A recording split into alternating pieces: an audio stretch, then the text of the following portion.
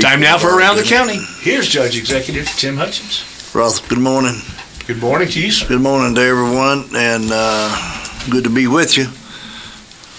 The Around the County talk show with, again, like Roth said earlier, I'm encouraging people to call and or text anything you've got to talk about. Anything that's going on that we need to know, and our eyes and ears out in the county is really better because potholes pop up. You know, it may be a day or two, we don't know about it until somebody tells us. Just little things like that. If you got a street light that's out, that's another big thing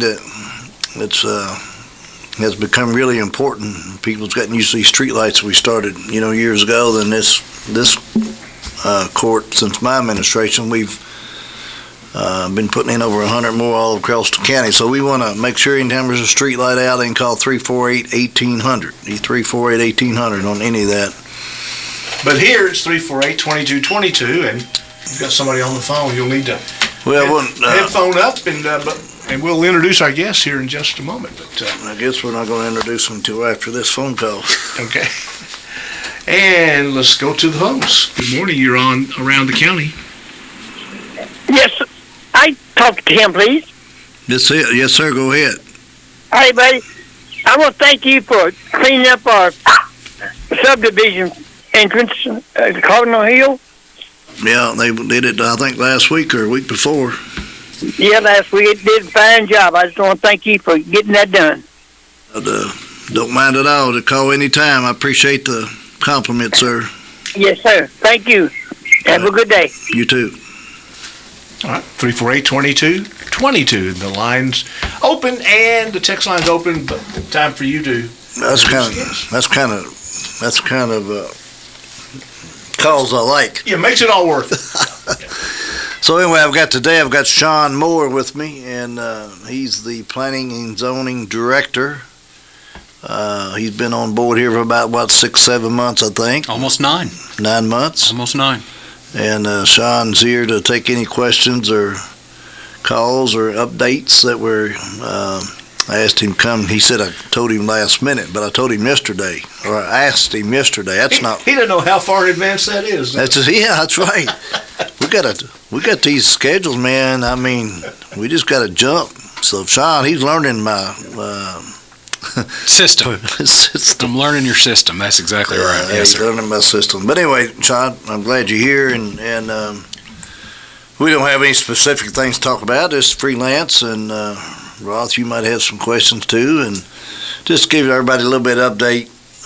When I took office in 2023, and I don't think it's any secret that I had some.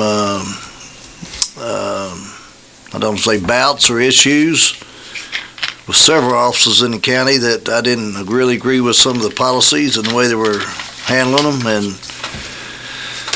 so there's really no secret out there, I don't think. So, I have appointed different people to different committees, and we've had some changes in some different offices for various reasons, and I kind of felt like that and I campaigned on this, and I said every office needs to be open and friendly and open-minded, and the public is who we work for. And once anybody forgets that or sees a difference in that, then it's about time we need to separate our ways. And so we went through some changes on several different offices. So here we are today with Shawn, and he came in. The mayor and I and the Planning Commission, it's a KRS 100. And Shawn can get into some of the details. It's not a direct office under the county judge. It's not a direct office under the mayor. It's a joint city-county venture in all the cities, Bloomfield, New Haven, Fairfield, City of Bardstown, and the county. We've got interlocal agreements, I guess you would say, and I think it's better for the community. And I will go on the record and say that planning and zoning is good for the community. But I think it needs to be streamlined a little bit and simplified a lot, and that's what we have attempted to do. I think we've made big strides in that so far, and Shawn knows my views. As far as the county, the city has sometimes a little bit different policies they want to keep because of the density and so on, and I get that. So So far, it's been really good, and I'll tell you, I'll go on record today and say I have had not one complaint, not one, since he's been here. And that's pretty damn strong, because I have been here a while. Historically, I have had a lot of different complaints over several issues. So I just want to be clear on that, and thank you, Shawn. I'm going to tell you personally for coming in. You've got a great personality dealing with people, and like I said, when I campaigned on that, we want to try to streamline some things, simplify things, and I don't want people to come in. We need to do business in the county. And if you're in any kind of building, I don't care what you're involved in, you shouldn't have to go in and be over-regulated. That's what I don't want, to be over-regulated. By God, you own your own property, and you should have some kind of a freedom to a certain degree. Now, but again, planning and making sure that, I've heard this story before because, oh, by golly, I hate planning and zoning, and I hate it. Well, I said, I don't like a lot of it. But when somebody wants to put a big business beside you, and not to criticize junkyards, beside your house, or something that don't fit in the neighborhood, and then they come and start complaining. I said, well, without planning and zoning, you have no say in the fight. So anyway, that's kind of where I'm at. And Shawn, you go ahead and elaborate and anything you want to talk about. Well, it's been quite a learning curve for me here. I've been doing this about 22 years, I guess, since I started in the industry. I cut my teeth in Danville and worked for the Planning Commission over there. In 2005, I was hired away from Danville, as Judge likes to call them, brought-ins. I was brought into Harrodsburg to work on... Did I say that loud? Yeah, multiple times, actually. But... I was brought in over there to actually do exactly what you've asked me to do here, which is to revise, streamline, and make things easier. And for 20 years, we worked over there. And then Bardstown came a call in last September and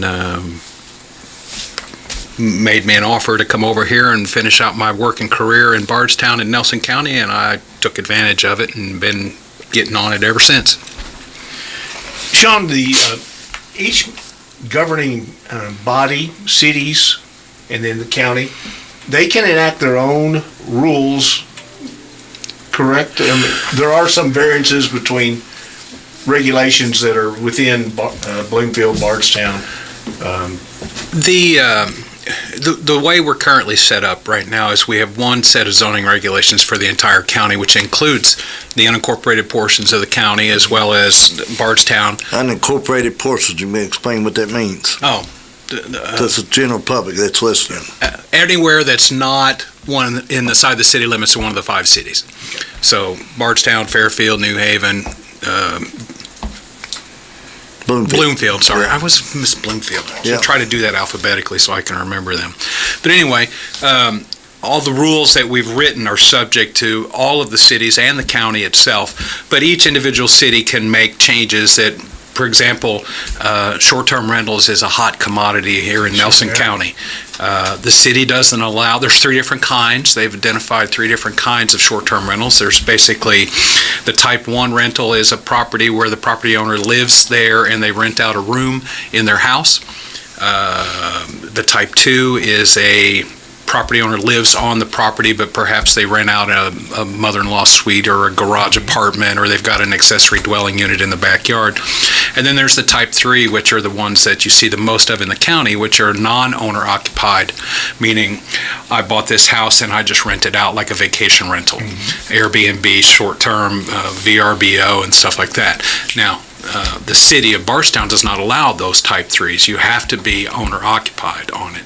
So that's one little change that you see that's specific to the city of Bardstown that doesn't apply to anywhere else. Were some grandfathered in? Yes, there were some. I understand in this course before I got here, there was a moratorium issued by the city on it, and they were working out the details on how they wanted to address these. They are, short-term rentals are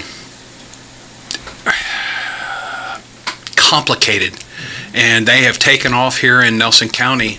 I think currently we have about 168 of them, if I remember what I was told the other day at last count. There was 168 of them, and we do 3, 4, 5 of them every single month for Board of Adjustments.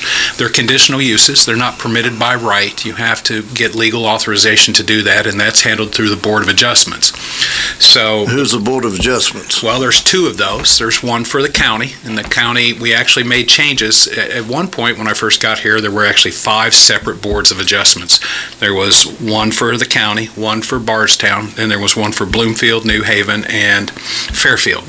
And the 3 from Fairfield, the 3 small cities, they didn't meet very often. So we thought, as a matter of efficiency, we would consolidate those offices. So we increased the number of members on the county board to 5 and abolished the 3 smaller boards, but we increased that to 7 total.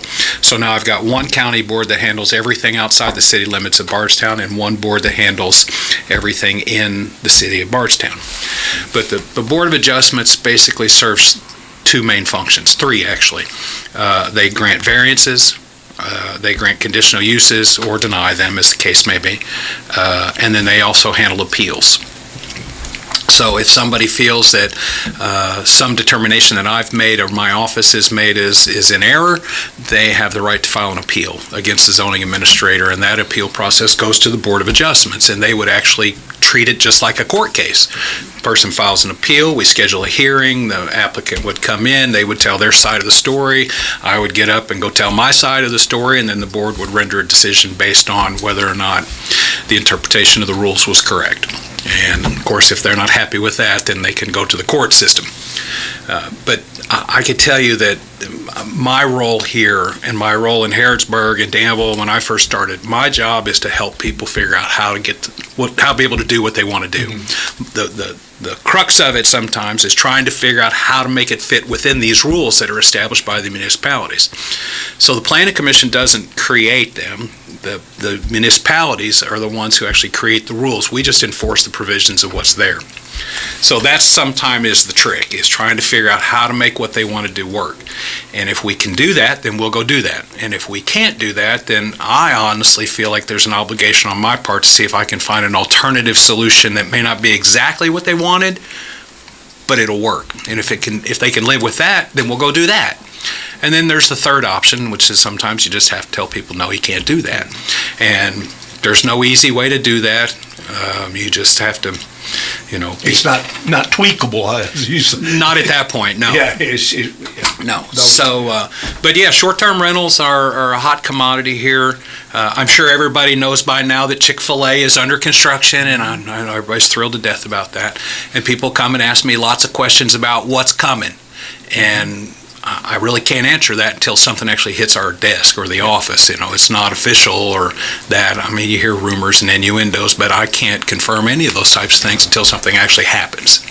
Yeah, when they come in and, you hear rumors about different things, but really it's probably confidential anyway when somebody's pursuing or looking and trying to create a new business or build a new business. And when they come in with, I don't know if you've signed any confidentiality agreements or not, but with you got to be real careful what you do because of financing and so on. So you may know some information that you really can't divulge in some cases. And well, like I said, until something actually hits my desk, it's not real. Yeah. And yes, I do have lots of conversations with businesses and potential customers or clients that may be moving to set up in town, but until such time as they make the application, we had one not long ago that I thought was a done deal, and nothing happened for about 6 weeks, and I went to follow up on it only to find out they decided that wasn't the right location. So we don't want to spread out rumors and stuff. You mentioned the number of short-term rentals. Those pay licensing fees and what do they call it? Room tax. The room tax, it's what we always call it, kind of like the hotel tax. Transient lodging. Transient lodging. That's you could go through. The county has that already been in place for many years, and it's 3%. And their short-term rentals and Airbnbs and so on, the Tourist Commission, all that money comes through the court and it goes down to the Tourist Commission, and they use that to, market the county and a lot of other things they do for the community. And but we've had a lot of difficulty, and they have, is trying to collect that with the short-term rentals and Airbnb. And that's really the Tourism Commission's, the collection. Yeah, well, it's their job to, I guess you'd say, administrate it as far as collecting it and make sure it's done. Now, they've got a girl that does that. They've got some new software they've came up with. It's pretty neat to see how they're doing it. But the money actually comes to the fiscal court, or they collect it, comes to the fiscal court, our treasurer, and then we turn around and write them a check back. It's like, and I may not be exactly accurate here, but anyway, that's just the way the system works. And so, but there's been some issues with Airbnb. Now they're big. They got a lot of powerful lobbying, and they're trying to pass a bill this past year in Frankfurt. And we know that they're there, and they're coming back again and trying to take the local, what I say, impact. I hate to use the word control, but when they taking the local control out of it, that was to take any kind of authority through the Planning Commission's office, if they pass some of this stuff, how it was written, it would be a big impact on Nelson County, because Bardstown, they got all these accolades, and the county has, the most, beautiful town in America, the most Christmassy town, and, there's all kinds of these national accolades. So what we have found in our destination, and we've got a lot of stuff that people want to see here. The Bourbon Trail, and then you've got, we've got 2 trains in Nelson County. Most counties don't have one. Dinner train, you got the Railroad Museum of New Haven. We've got 2 religious connections here, big. You got the we call the monks, Gethsemane. Then you got the Sisters Charity of Nazareth. Then you got all these other. Then you got the Bourbon Trail. So there's a lot of activities, and so Bardstown is pretty well known in Nelson County. And the previous administrations have done a great job getting us to this point. So we got. And you hear all this, and here's where I got a problem with it. You hear almost daily, you hear we need more affordable homes, or we need more homes in general, period. There's not enough out there to sell or for sale. So what has happened is investors, they go online and they've got people to do it for them. They find, this house right there might pop up for sale. And they're buying it, they see it sight unseen, and they're buying it, and they get an Airbnb, and it's an investment for them. So it's taking the housing market, it's hurting the local people that wants to buy a house for, maybe their children or family, or move in and maybe upgrade, or just eventually get a house. So it's hurt that market. And then what I hear also out in the county, and I think there's places for them, really, but when you get in subdivision settings and you've got, of course, some of the private restrictions kind of maybe hinder it, but then you could get challenged in court and all this other stuff. So most people in a subdivision does not want an Airbnb right beside them, because they've got people coming and going. Not to say they're all bad people, but you could have a lot of people coming in and partying and carrying on and stuff like that. So they don't have any, what I call, skin in the game. When they just come and go, you can try to fight them, whatever. So that's where the problem. Now the city has changed some of the things. I'd have to get into detail. I talked with the mayor. We kind of talked a little bit about it today, but the county probably is going to have to look at some kind of policy to protect the local citizens. Now it depends on what side of the fence you're on. I own this nice place. I'm gonna get Airbnb and get my return out of it. You got probably 20 neighbors down the road, so I don't want that there, so it's not easy. But anyway, it has become, I think, it's, I won't say a problem, but it's becoming a problem. I have issue with it. I mean, I'm not a fan of them personally, but at the same time, when I go on vacation in October to Holden Beach, I rent a short-term rental. I go to the beach and I rent a beach house for a week, and that's what we do. But The problem that I see with them right now, as particularly here, is because we are a destination. You know, the judge put out all that great accolades and stuff. Don't forget, there's a state park here, campgrounds, all kinds of stuff like that. But the problem is that the people who are buying these short-term rentals, they don't live here. They live in places like New Jersey and Florida and California and Texas, where the cost of living is substantially higher. So when the realtor finds them a magic house, some $450,000 or $500,000 home, they don't bat an eye. They pay asking price or above because they see an investment property. Well, it reduces the housing stock available to Nelson County citizens to buy homes, to move up. I mean, the American dream is, start out, get your own home, and then you work your way up. Bigger houses. But they're coming in here dropping, $500,000 on a home, which is great for the seller. But at the same time, they're now inflating the comps in the area, which means the housing prices in the general vicinity go up, which means a house that I could have bought for $125 is now $190, or let's be more realistic, $225 is now $300,000, and it artificially inflates the area when it comes time to go do that. But the people who are coming in from the areas, they don't bat an eye. They're used to seeing $1 million price tags on the homes in New Jersey and Texas and things like that. And when you said the comps, not only is that, it also impacts your property values as established by the CVA office. They have to do what they have to do, and that is, this is what the comparative prices are in that neighborhood. And as you pointed out, it still comes back every month when we do zone changes or we lay out new subdivisions and things. And there are people who come to our meetings and they are concerned about affordable housing and property housing, and it's really hard for people to understand that it's not really a function of land use as much as it is economics. Yeah. All right. Before COVID, my house was $140,000 assessed value.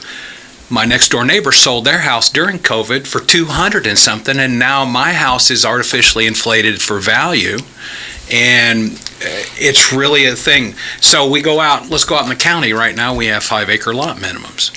Okay, so if somebody wants to come out and buy a home, they're going to buy $25,000 an acre, I think is the going rate right now for agricultural land.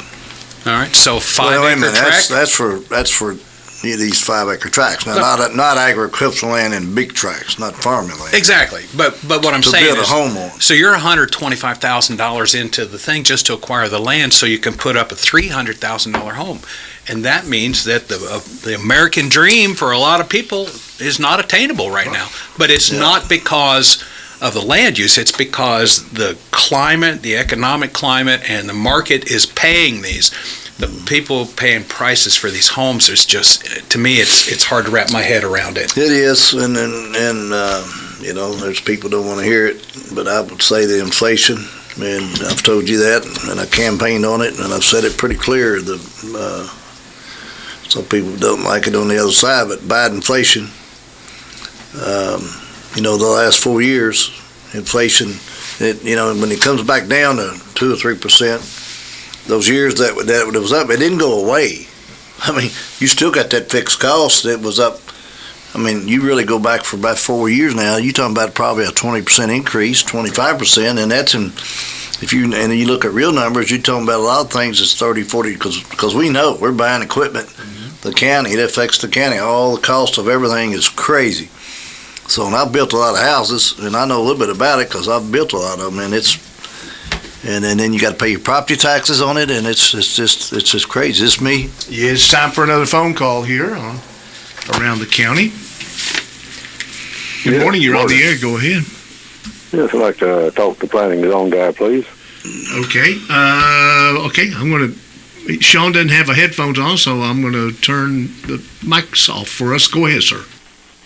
Yes, I've seen where Four Roses applied for a rezoning on their property, proposed property on 509 in the paper.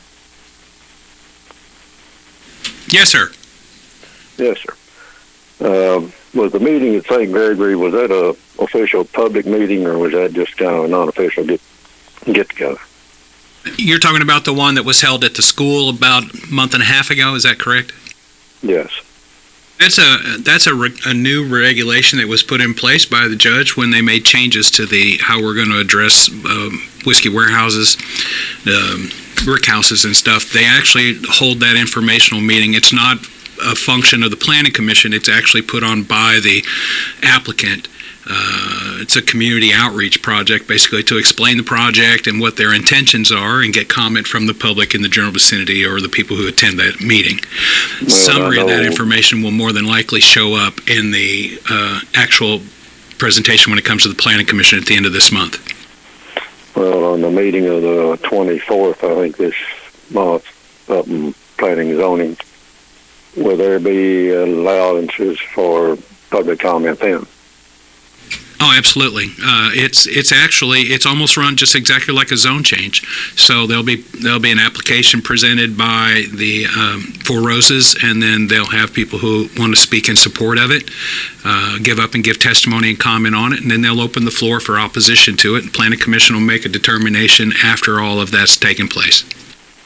Well, I went to the St. Gregory meeting, and I came home, and I tried to figure out a way to, at the very worst, be neutral on the project. And after thinking about it, I couldn't come up with a positive for anybody within about a mile and a half of that project for anybody around here. We're going to be getting a whole lot of black crud. We're going to be getting more traffic on the road. We're going to be getting construction, demolition that's may damage houses, may not, but odds are it will some. And all sorts of different things. And like I said, I tried to come up with a positive. I just couldn't do it. Well, I would invite you to come to the hearing on the 24th and express your comments and concerns to the Planning Commissioners so that they can hear it from the public. They're going to get a summary of what transpired at the school meeting, but hearing the general public come in, it needs to be said. So, in favor of or in opposition to, either way, I encourage you to show up and participate in the meeting, and we'll see what the Planning Commission decides to do with it. I was just concerned that there wouldn't be allowed any public comment because some meetings, it's already been made, and it's closed to public comment, and I didn't know if this coming meeting was going to be that way or not. So, absolutely. Mike, is this mic out here? Mm-hmm, yeah. Anyway, I'm going to respond to the caller. We can't say too much about any zoning applications, especially after they filed. I didn't know they filed. They have actually pulled an application. Yes, it's been submitted. Okay. So once they pull an application, then basically it's a public hearing process that any and everything, basically, I mean, you could open up, talk about, that's what it's for. Public addressing, public talk, and get the citizens involved. And I was at that St. Gregory meeting, and after the fact, I thought maybe I should have got up. And I'm not saying I'm for it or against it or either way, because, but when I got elected and prior to, I don't know what month that happened, in 23, somewhere in 23, we worked, if you had 100 acres in the distilleries and bourbon warehouses, they could go out and just pull an application and start building warehouses, because you'd have to do drainage plans and such, but they did not have to go through the zoning process.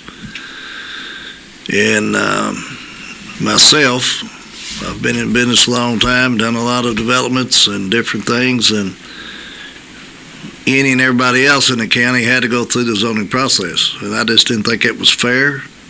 And it's not, the bourbon industry, people are for and against, or whatever they want to say. But if anybody else has to go through the zoning process, I felt strongly that they shouldn't be getting any exemptions. So we went through that process. The previous planning and zoning director helped me a whole lot, and I'm appreciative of her to doing that. And then I had, once we sat down and got it all worked out, and it was I'm going to tell you, it was a hell several months on me, dealing with all this pressure and the news media from all over the country and the Bobby Chesser. It was a lot of people, but the community as a whole was very, very supportive of this. And I set up a committee, and we had meetings, and then we actually met with some distilleries, and we came up with this plan that we got today. It does have some road standards in there, and this is what everybody at that table agreed to when we finally passed it all. So we went back and forth. It's not like we was just trying to shove a bunch of new regulations on the bourbon industry. We brought them to the table, unlike what they did with me on some things prior to that in Frankfurt. But we'll be fair about it all, and so that's how this has come together. And they actually have this, what we call general consensus community meeting, just let everybody around. That's one of the stipulations. And after that, if they pull the application, which they did, I didn't realize they've already pulled it. So that's kind of how it's transpired. But before we did that, this caller or anybody else had zero say, no public hearings at all. Now they do. So I just want to get that real clear on that. No, I remember all of it, and I appreciate what you've done, and it's a good thing. Like I said, I can see where contractors are going to benefit. Building suppliers are going to benefit. Earth movers are going to benefit. Everybody's going to benefit, even the people that receive the taxes, the county and state and whoever. And the only people that's not going to benefit is the surrounding, like I said, within about a mile and a half, people live there. They're going to have to put up with everything else. And more than likely, their property's going to go down in value because it's going to be less desirable than it was before, because you can't fight that black crud. And they talk about, well, we'll address it. Well, you have to be an adjoining property owner, and that doesn't fly too well. So same way with construction damage. You have to be an adjoining property owner. Well, if you look at the plat, there isn't very many of them. So, but people further away will be affected. And I'm dealing with black crud right now and have been for about the last 7 or 8 years. For some reason, I never did before, but now I am. And I don't even think about what it's going to be like in the future. So, but that's my say and my thoughts on it. So, one concern was I just didn't know whether there was going to be allowed public comment at the future meeting. So, got that straightened out. Well, thank you for calling. Well, thank you. Appreciate it. And goodbye. Okay.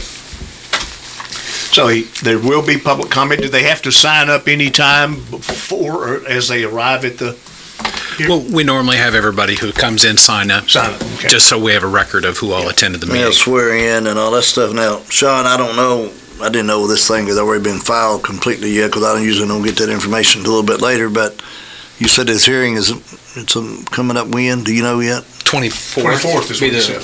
Yeah, be the 24th June. This month? Yes. Really? Yes. So that means are you going to have this thing at, that meeting at St. Gregory's is pretty big, and they do this one. It could be, so you're going to have it at Civic Center, or are you going to have it at, maybe you decided yet? Right now, it's still scheduled to go in your office and in your meeting room at the courthouse. There's a phone off hook. Oh, you're here. Oh, I'm sorry. Yeah, I don't know if 21st, when is that? That's 2 weeks from today, 24th. 24th. When you have to start advertising? Notices already went to the paper. I think they went yesterday to meet the public notice requirements.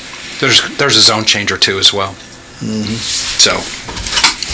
Well, PUD, and you can explain it, because it gets, even me, I get complicated on it. Plan unit development versus a zoning. It's still got to go through the zoning board and all the policies, and really what's the difference? I've always thought PUD was just another type of zoning as far as I was concerned. I mean, you can explain it in more detail probably. Well, fact of the matter is, Tim, I in 24 years or 23 years never used them until we got here. They were in my ordinances, but we never used them in Mercer County. But the idea behind a plan unit development is to allow for greater flexibility for a developer to utilize a piece of land. In my traditional understanding of it, it was, I'll give you a good example. Let's say we've got a nice big 40, 50, 60 acre tract of land, and the developer wants to put some commercial land in the front of it, and then maybe behind that some multifamily apartment buildings, and then perhaps even further back in there we put in some duplexes and maybe then some single family homes. In a traditional, here's a mixed use development of different kinds of activities that take place on a land. Here it's utilizing the same procedure, but in particular for these bourbon producers, the rules that were created by you and the fiscal court outline a series of things that they have to meet these requirements to even be considered for it. So the public hearing then allows the applicant to come in and demonstrate compliance with the rules. It allows the general public to come in and give comment on it, for or against, and then the information is then provided to the point where they can make a decision based off of all of that. Go ahead, Ro. We have another caller. Let's go to the phones. You're on the air. Go ahead. Yes, sir. I'm calling to make a positive thing about the bed and breakfast. I don't own one, but the thing, the way I look at it, that the owner of a bed and breakfast is going to keep their property in a whole lot better shape, cleaner, because they have to rent it out maybe every other day or every week. And I would rather have that beside my property than I would a full-blown rental, because, and again, not all renters are bad renters, but you get somebody living beside you that don't keep their grass mowed, stuff like that.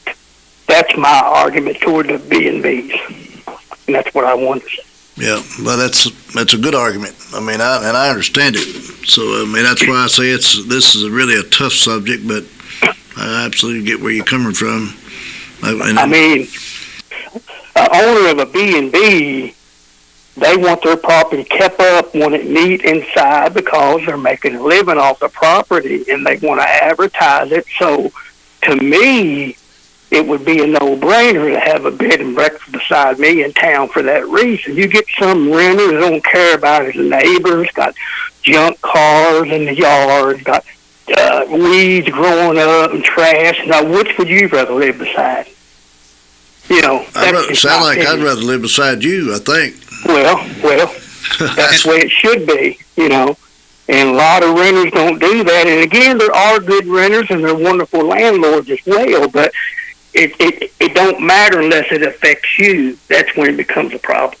Yeah, and I agree with most what you're saying. But another problem is that I talked about earlier is it's taken so many houses out of the market for the local people to purchase and actually live and work and raise a family here. It eliminates a lot of houses for the people that's looking, and maybe some affordable homes or whatever. But it's a free enterprise. If you can buy a place, buy it and do what you know. If you can't, that's just the way it works in life. You know, but anyhow, that's my opinion. Have a good day. Yeah, I agree. I don't disagree with you on the free enterprise part. It's a tough one. I'm going to tell you on my end it is.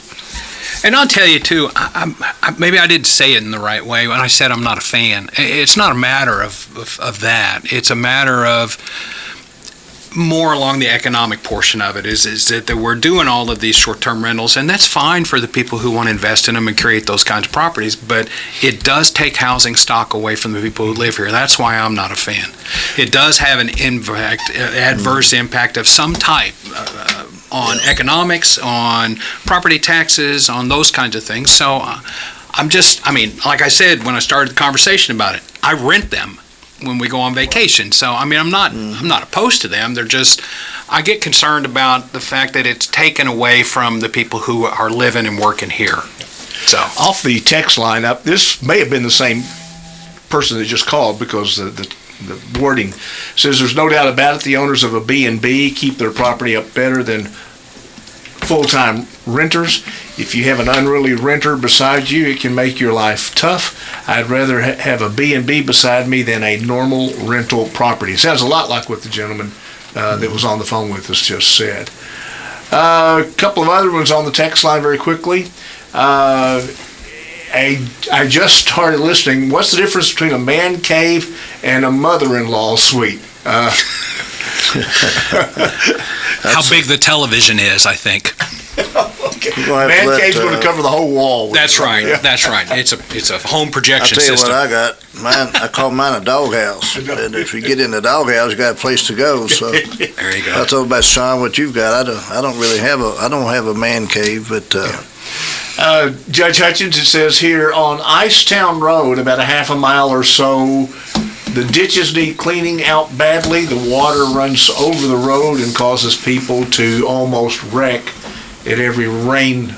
And also says there's a bad pothole there. That's Icetown Road is where this person is indicating his problem is. If they can, those are off the text line. Yeah, that's good. If they can text me the direct area where that ditches are filled, but we'll go out and check all the ditches, and it's everywhere. I'm making excuses, but we've been going since all these rains and everything. So we've got ditches and silt and potholes, and it's been widespread. So thanks for that. And I encourage more people to call or text me, text you, call 348-1800. Let us know about any of this kind of stuff, because it helps us a lot. We got a lot of stuff going on, and we can't hire a bunch of people just to fix everything immediately and try to spread it out. We got the inmate programs that's worked really well. I don't know how we really operate without the inmate program. You know, we're running anywhere from 6 to 9 to 10 inmates a day that do a lot of projects for the community, and we're trying to actually clean that program up just a little bit more, get a little more consistent on how many inmates we've got, because, I mean, it's just they do a lot. So thanks for that call, I guess I would say. So one thing, anything else on the text, Roth? I don't believe so, no. Let's talk about Joe Hill's Power Sports one more time. They thank them for sponsoring the show, and without them, I couldn't do what I'm doing here. And my main goal here is to try to update the community and be as transparent as we can about any and everything. And anybody can call the office 348-1800 and let me know if even citizens want to come on. I don't have no problem with that. I've been bringing magistrates and I'll be bringing the police. I think I've had the emergency management on, and just different people to get different perspectives of what's going on countywide, because there's a lot of stuff going on, different offices all over, and that's why I put Shawn on the spot today. I gave him a day notice. I try to give everybody at least a day notice.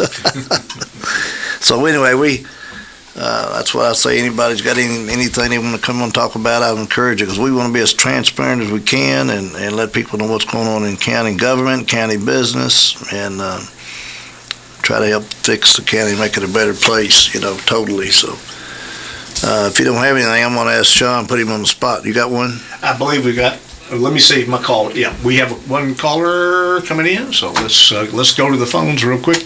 You're on the air. Go ahead. Yes. You was talking about the county cleaning the ditch lines.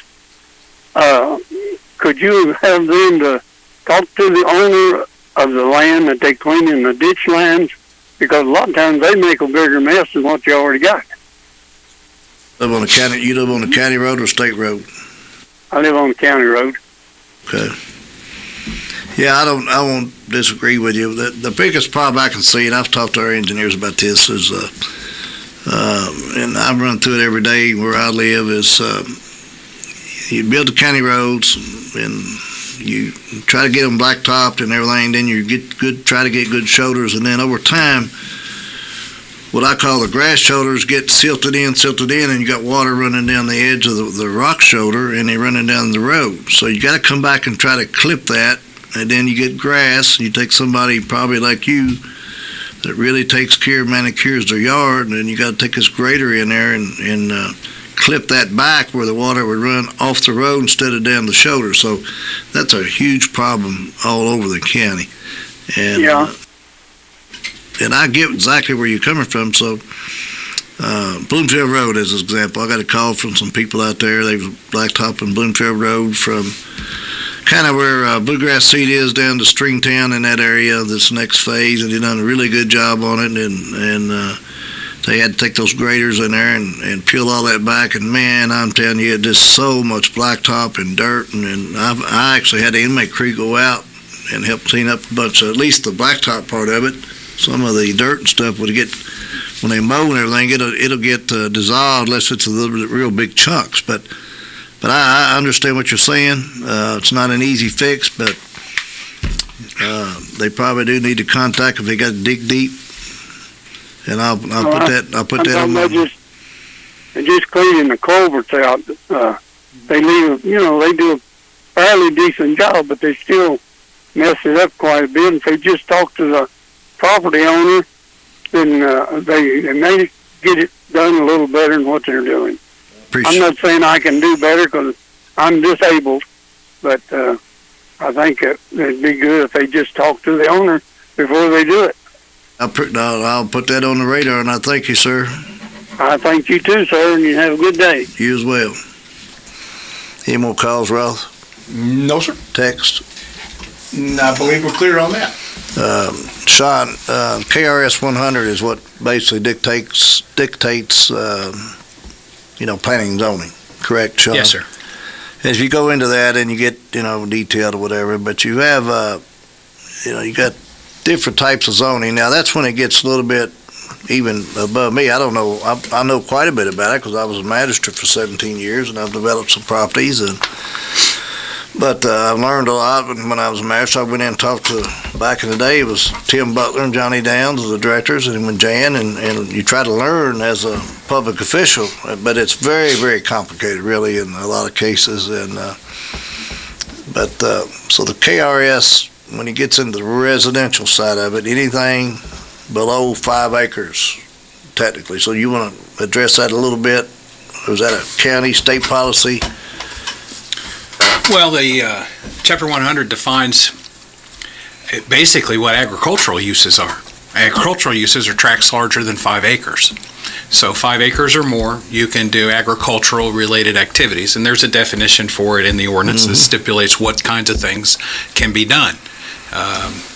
One of the big things that we run into seems to be lately, and I don't know if this is post-COVID, is people wanting to set up chicken coops in their residential backyards in residentially zoned areas, but that's not a permitted use because that's a residential area designed for people to live in, not for them to run agricultural type activities, particularly on lots where we're half an acre in size or inside the city limits where you've got 5,000 square foot parcels and things like that.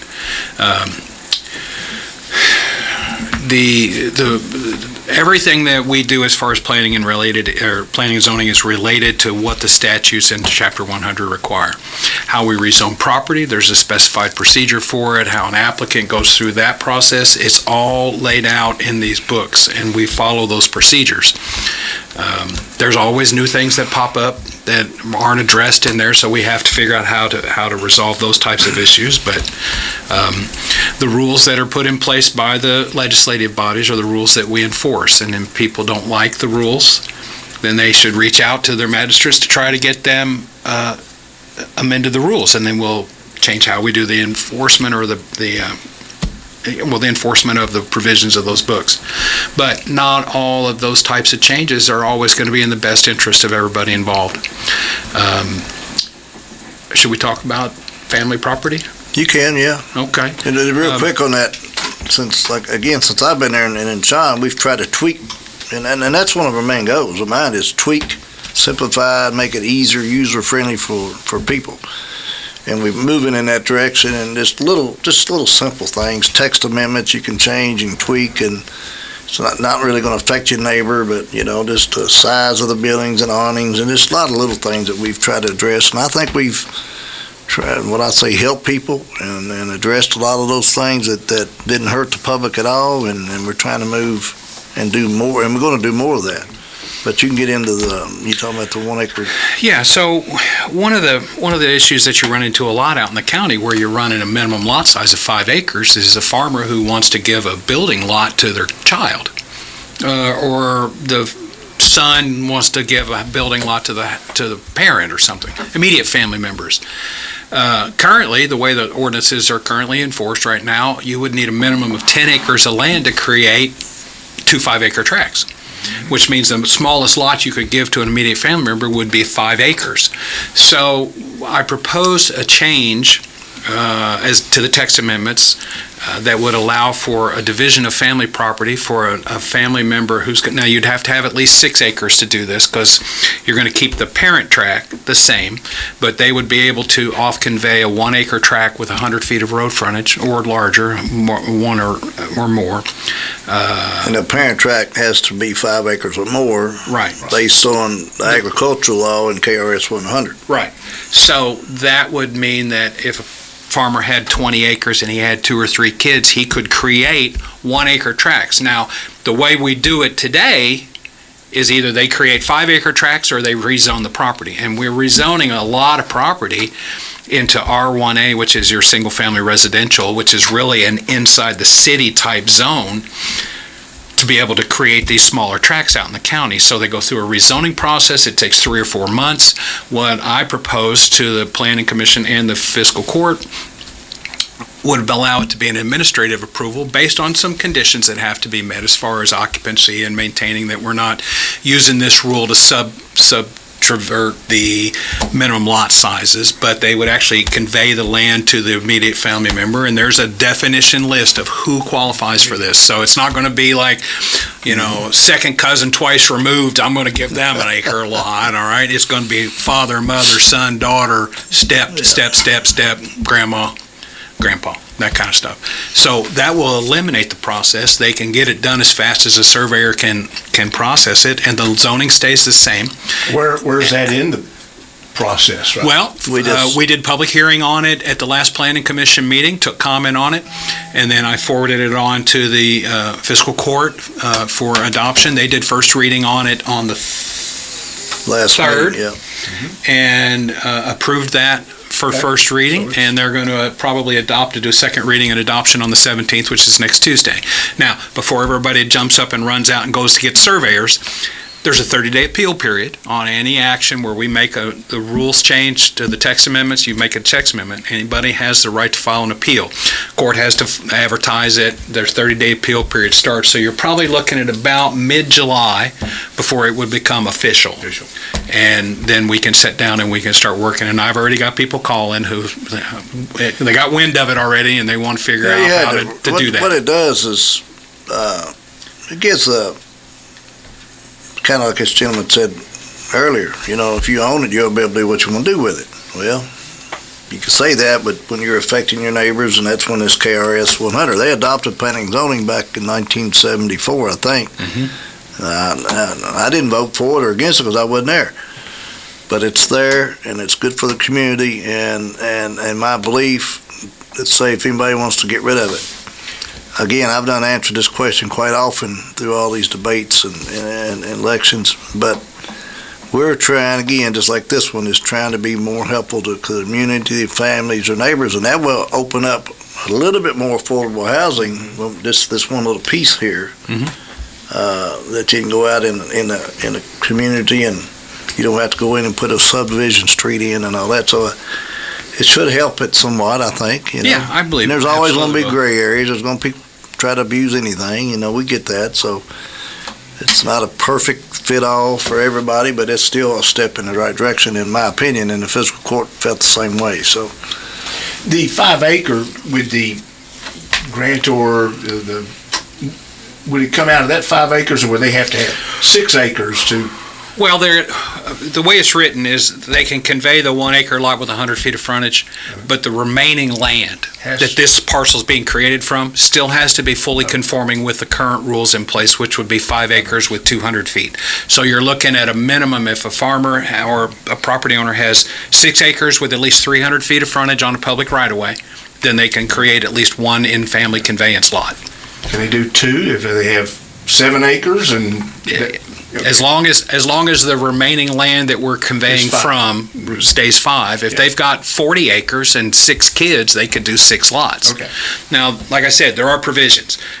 You can only do this one time per family member per parcel, meaning I've got 60 acres, I got 4 kids, I can do 4 lots, and that's it. I can't convey them to other kids I can't give them a second lot. If they owned another farm, they could do it on another farm if they wanted to. But the intent is to create building lots for family members and for, as like I said earlier, 5-acre tract, $125,000. How about a 1-acre tract that I give or sell to my child that they have to maintain ownership of for a couple of years? They build their house on that. That helps with the affordability portion. Between my wife, I've got 8 kids, 5 grandkids. I've got there was 8 brothers and sisters together, probably 20-something nieces and nephews. You just got to buy more land, Tim. You just have to buy more land. And a lot of road frontage. And I know you're getting ready to pull the plug on us, right? Yeah. I did want to say one other thing. My job here is to help people solve their problems. If you have questions or you have concerns, you are more than welcome to come to my office and ask to see me. And I'm happy to sit down and talk with you and look at maps together and plats and try to find solutions to your problems. So don't be afraid to come down here. Our office is at 989 Chambers Boulevard, right here in town, behind the 5-Star off 245. And that's my job. So I'm happy to help you in any way I can. And he's and Shawn, like again, he's doing a good job. And this, what he just said, is it's been so helpful to work with people and not against people, and try to be as helpful in anything we can do. Hopefully, our offices and all of our different departments are doing that. I want to thank Joe Hill's Power Sports for sponsoring this show, and thank Roth and of course Shawn for being here. And I encourage any and everybody to they can go back on the social media sites. How many sites is it on, Roth? You got yours and the Gazette and Fiscal Court, Facebook, and I don't know how many other sites. They may go back and listen to all this after the fact. So it'll be there. Thank you. That's Around the County with Judge Executive Tim Hutchins, brought to you by Joe Hill's Power Sports and Outdoor Equipment.